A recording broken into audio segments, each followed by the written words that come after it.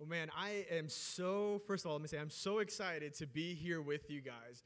I wasn't going to say this, but I'm going to say this. You guys are probably my favorite, group of high schoolers. I've been, around this high school ministry for quite some time, and your energy, your just belief in God and who He is, the way that you guys worship, it's so genuine, it's so real. And so, man, give it up for you guys. I mean, you guys are truly understanding, which is awesome. It's awesome. So, hey, my name is Juan. You guys, most of you know me. If you don't, nice to meet you. And I want to say a huge thank you to Justin. Man, it is such a privilege not only to be just, get to know him, but to be a friend of him. Because who you see every Wednesday here, or maybe on Sundays, is truly who he is all the time. And I figured that out when I used to play basketball with him at 6 in the morning. You remember that? Oh, man, I was horrible. Huh? There's no point of waking up that early to play a sport that you're horrible at. No point of it. But, man, when someone's just so filled by the Spirit that it's 6 in the morning and just playing basketball, you can feel his godliness. You know what I'm talking about? That depth of that passion for humanity. And, man, it's just such an honor to be your friend, just to be called your friend as well. You know what I mean? It's been awesome. So thank you for this opportunity. And I'm also excited because you guys are about to head to camp. There you go. And I don't know about you guys, but camp changes lives. I truly believe it. It's 1 week where you guys just get to hang out with each other, kind of disconnect. And I'm just excited that I get to bring the word a couple of days before, just kind of prepare your hearts. And a couple weeks ago, Justin asked me to bring the word today, and I was like, all right, yeah, I'm down for it. He taught me never say no to an opportunity to bring the word, so I've never said no. And I was thinking of, God, what is it? What do you want me to speak about? What do you want me to bring? What passage do we really need to dive in? So I started thinking, and I'm going to be honest with you guys, he didn't give me anything until a couple days ago. But what he gave me took me back. It took me back to a couple years ago, and I'm not that much older than you guys. All right, I promise you I'm not. But a couple years ago when I was in your shoes, and I remember it like it was yesterday. I remember the fact that I was sitting here getting ready to go to camp, and I was pumped, but there was also something kind of holding me back. There was something not letting me fully enjoy worshiping and fully enjoy the goodness of God. And see, that's what we're kind of going to be talking about today. If we're honest, we all have this area, this wound, this pain in our heart, somewhere in our life. And see, if we're real about it, we live in a broken, shattered, sinful world. And the fact is, we have some deep soul pains, some wounds that are so inside of us that if anyone found out about them, man, they would change the way that people would look at you. And so what you do is not only do you hide it from your friends, from your family, but you decide to start hiding it from God as well. I mean, growing up, let me be honest, my foolishness caused a lot of that. A lot of times I was hiding the things that I was so ashamed about, so guilty about. And I would ask, man, if God would only find out of what I'm truly doing, what is in or behind that closed door that I have in my heart, He couldn't look at me the same. There is no way that a perfect God, a loving Father, such a loving human, a loving soul, a loving being that is so perfect, so righteous, that created everything. There's no possible way that God could love me. And for so long, I sat right where you were or where you are, thinking that lie of the devil, that I was too far gone, that I've out-sinned God's grace. And let me be honest, it steals your joy. It steals the grace that God has given you. It steals the mercy. It steals time after time after time. It just continues to steal from you. And it holds us captives. And see, if anyone here know NF? Anyone here like NF? Yeah, awesome. he has this song called Mansion, and it explains it so well. Your heart's a big mansion, and there's so many doors, and you just locked this door, and there's something living inside of there. And you refuse to let anyone, including God, get close to that door. Because what if he would find out? And I know we all know that God is all-knowing, and so that it's that knowledge that we understand that God knows who we are as a whole, but we still guard it. We still guard it. And so today we have an amazing encounter. We get front row seats to an encounter that is so real and applies to what we're talking about today. And it's a woman, and it's Jesus, and they're going to be sitting in a well. And if you've heard this story, please don't disconnect. I truly believe that God has a word for you as well. So we're going to be in John chapter 4. And the way that we're kind of going to do this passage, because it's a lot of scripture, we're kind of going to divide it in 3 different sections. And so I'm going to read, we're going to stop, we're going to discuss, we're going to read, stop, discuss, and then we're going to read, stop, and discuss. So, first one. You guys ready? Okay, cool. Verse 1. Now Jesus learned that the Pharisees had heard that he was gaining and baptizing more disciples than John, although in fact it was not Jesus who was baptizing, but the disciples. So he left Judea and went back once more to Galilee. Now he had to go through Samaria, so he came to a town in Samaria called Sychar, near a plot of ground Jacob had given to his son Joseph. Jacob's well was there, and Jesus, tired as he was from the journey, sat down by the well, and it was about noon. So let's talk about this real quick. If we look at verse 4, if you're taking notes or you highlight in your Bible, highlight that area that said Jesus had to go through Samaria. That is so important because think about it.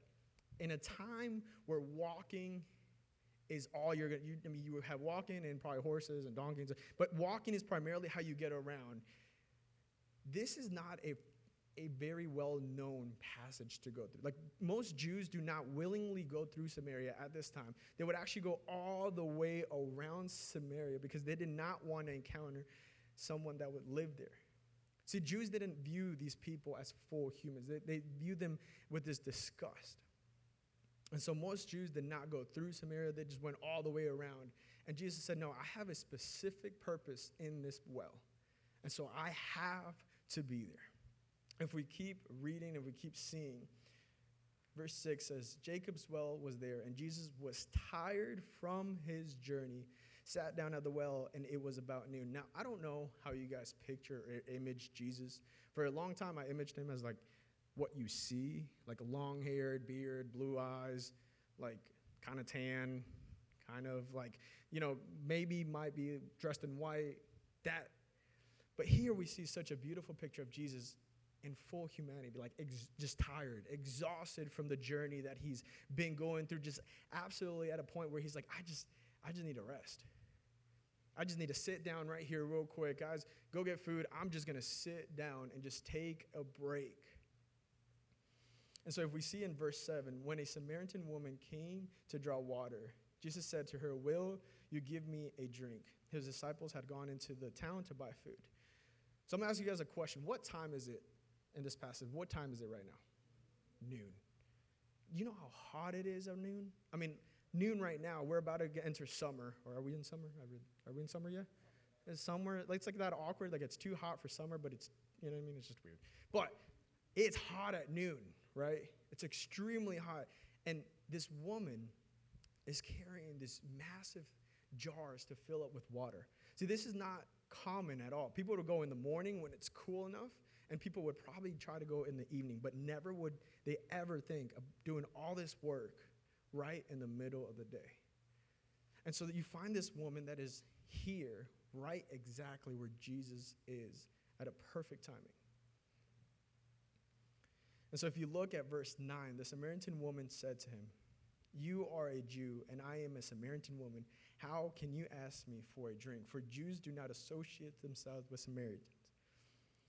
Verse 10, Jesus answered her, if you knew the gift of God and who it is asking you for a drink, you would ask him, and he would give you living water.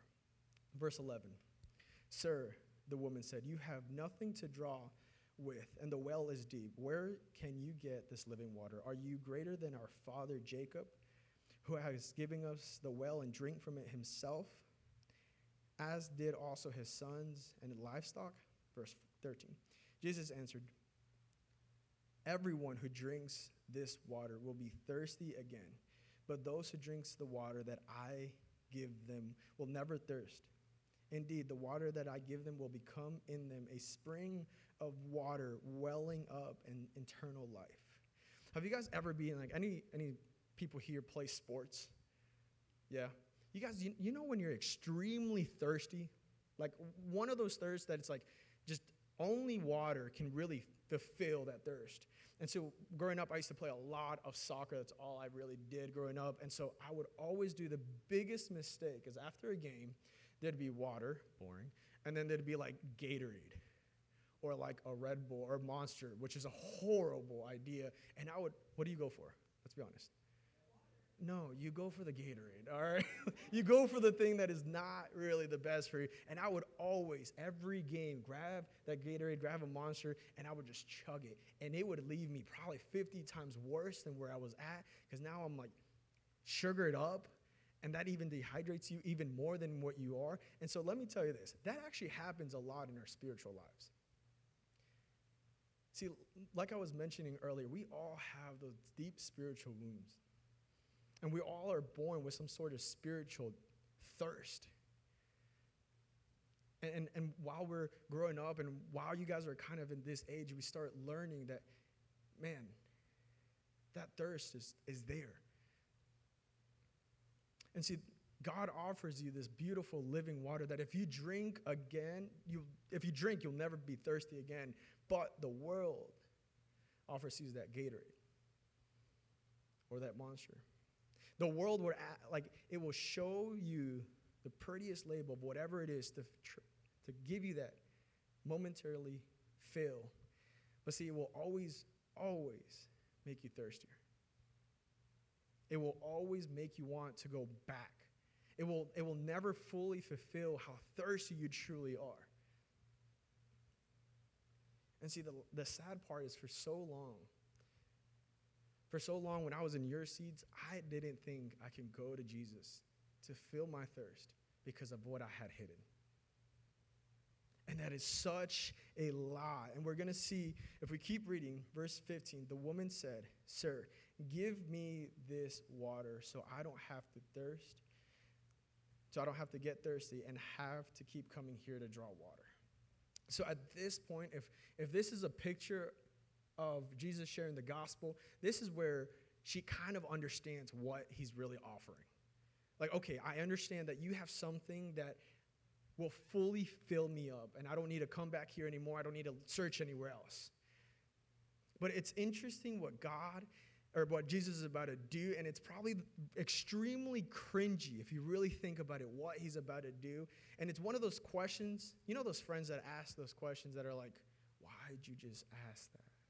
You know, like we all have those friends, let's be honest. If you don't have a friend, you're probably the friend. But we all have those friends that are like, what are you asking, please? And Jesus is about to pull one of those moves where it's like, did you really just ask that? And so let's kind of keep going. Verse 16, he told her, "Go call your husband and come back." What a weird question to ask. Let's keep reading. Verse 17, "I have no husband," she replied. Awkward. That's awkward. And so Jesus said to her, "You're right. You have no husband. The fact is, you have 5 husbands, and the one you have right now is not your husband. What you have said is quite true." Oh my gosh. Jesus just put her on full blast. Like he just said, yeah, you know the reason why you're coming here at noon, doing this extra work, hiding from everyone in the time? You know why you're doing that? Yeah, let me just call that out right now. Jesus, what are you doing? You had the perfect opportunity to pray with her, to just be like, hey, look, I give you the living water. You are good. Go, have a great day, share it with everyone. But see, Jesus doesn't take this like light belief in, he doesn't want that. See, Jesus is like, that's great that you understand. But if we don't take this step forward, if we don't go just a little bit deeper, it's just going to stay at a surface level. See, he's telling you, I need you to understand the fact that I will still give you this living water and I will be enough for you, knowing that you have 5 husbands and the one that you have right now is not yours. It's not going to change. So let's kind of connect it to us. Jesus is saying, hey, go grab your laptop, but don't delete the history. Go grab your bitterness that you live with because your parents divorced. Go grab that anger issue. Go grab that self-hatred. Go grab that you've been locking so far that you've like buried it so deep. I want you to bring it here. Because see, if I give you the living water right now, you'll take it, but that will still be there. But if you bring it here and you allow me to love you and you allow me to show my grace through your brokenness, not only are you fully going to experience the goodness of God, but you'll never be the same after this. So go grab it. And see, Jesus right now is not in heaven with the Holy Spirit and God. And he's not looking at your life saying, oh my gosh, did you see what they just did? Like, I can't believe I actually gave my life on a cross for that. I can't believe, Jesus is not saying that in heaven right now.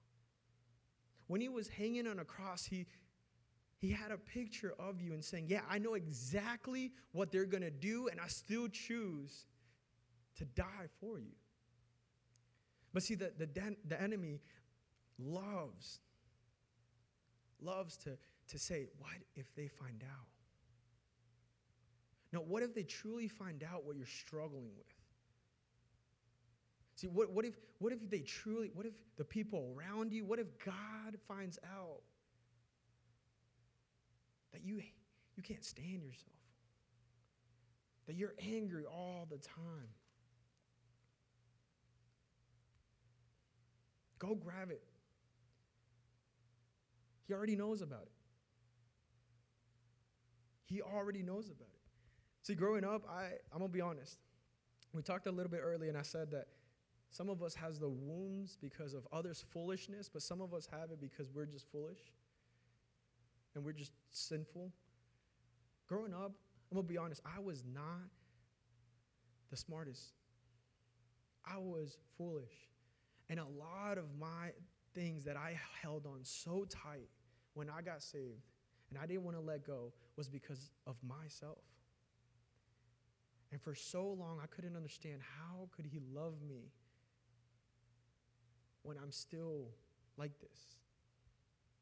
But let's keep going just a little bit more.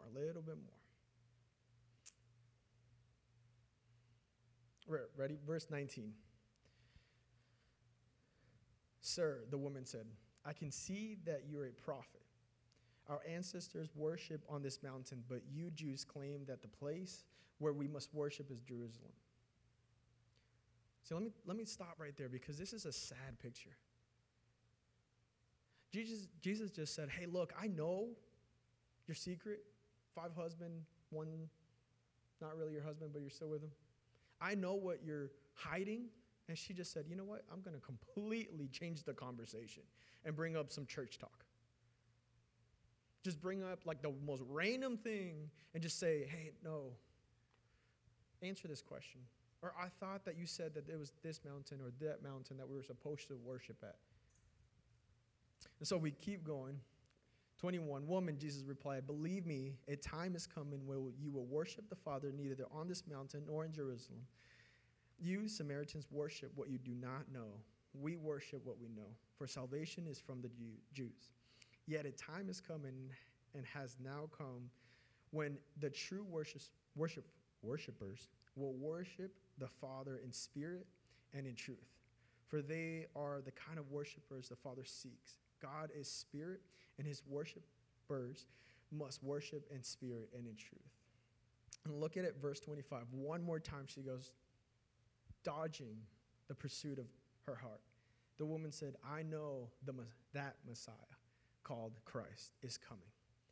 When he comes, he will explain everything to us. You know what just happened there? Like, she knows that there's a Messiah coming.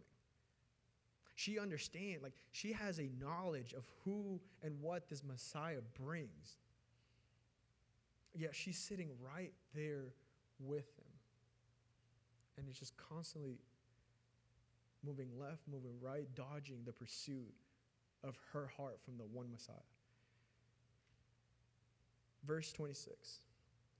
Then Jesus declared, I, the one speaking to him, I am he. What a mic drop moment. Like, if there was a mic at that moment, that would have been the perfect time for Jesus just to drop it. Yeah, the one that you're seeking, the one that you're talking about, the Messiah, the one that called Christ, yeah, that's me. Surprise. See, sometimes we're sitting right next to Jesus and we don't even know that it's him. See, when we guard these things in our life, man, it takes away so much. It takes so much energy to guard them that we can be sitting in the same room that Jesus is right there present in, and we can completely miss it. Completely miss it. And see, if you noticed, Justin and I actually talked about this yesterday in breakfast, I think. Is it seems like she's running away from the fact that she has 5 husbands and one that's not hers. But on the other side, you can also see that she's holding on to it.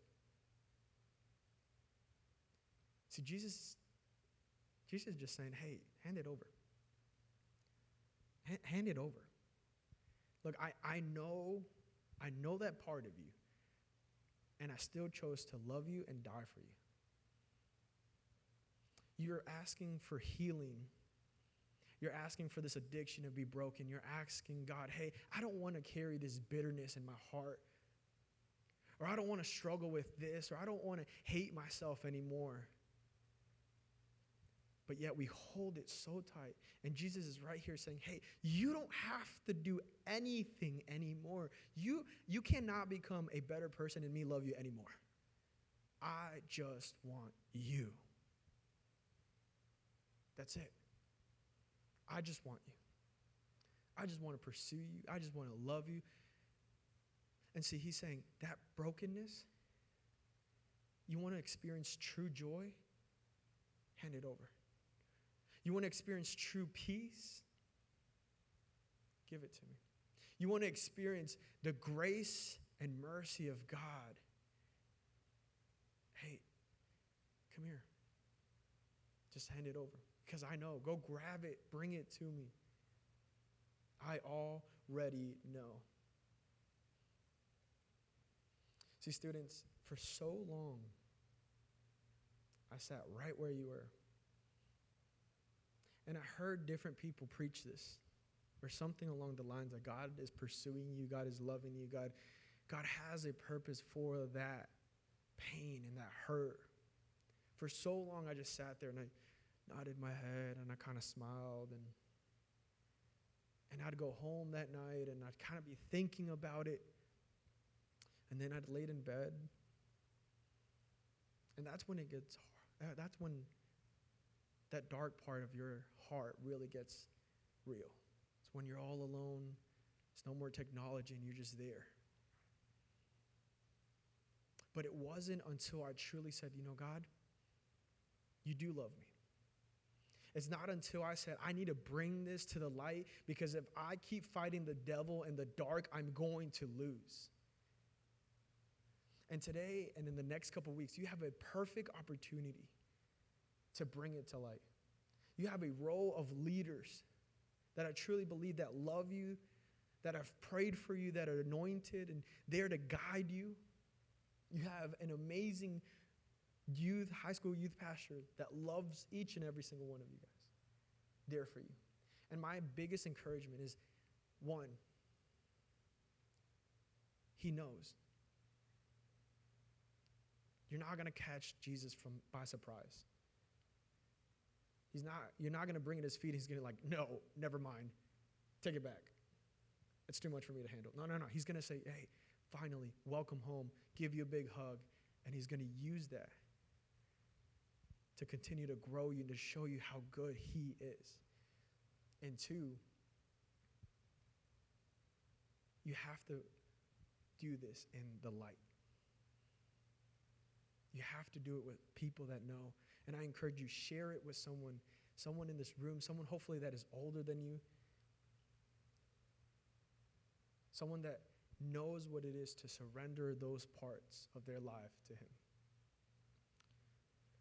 Last but not least, if you look at verse 28, we're going to skip a couple, so just bear with me. So verse 28, then leaving her water jar, the woman came back to town and said to the people, come and see a man who told me everything I did. Could this be the Messiah? They came out and made their way towards him. See, when there's change in your life, you're going to tell everyone. When there's true life change, man, you're not going to be able to stop it. You're just going to be able to talk about it all the time. And see, this woman wasn't really fully educated on who Jesus was. She didn't have to go to this 4-year university. She didn't have to get all these degrees just to share, hey, this is what Jesus did in my life. Guess who I just sat down with? And he told me everything. He didn't just stop at the surface level. No, he reached. And later in the scripture, it actually says that this whole town, like Jesus stayed with them, and it was this great celebration because of this one woman. Your pain has purpose. And it's just the most beautiful platform that God is going to use in your life to show how good he is.